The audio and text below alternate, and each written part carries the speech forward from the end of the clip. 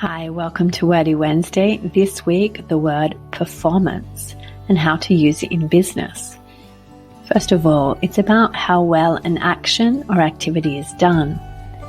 We talk about performance appraisals or reviews, where we look at the performance of an employee in their job. Next, we can talk about financial performance, how well a company is meeting financial goals.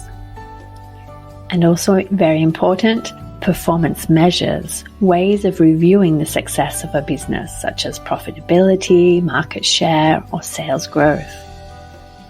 Let's look at how we can use it. So when we talk about positive performance, it can be good or solid or strong. The company saw a strong performance in sales in the last quarter. Next, bad, disappointing, or poor performance.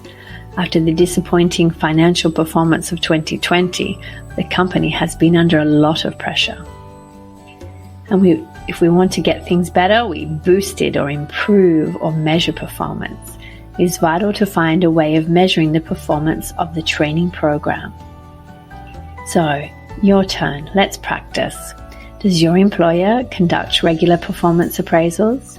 How would you describe the financial performance of your company or business? What things could your company do to boost the performance of its employees? I'd love to hear from you. Try out how to use performance today.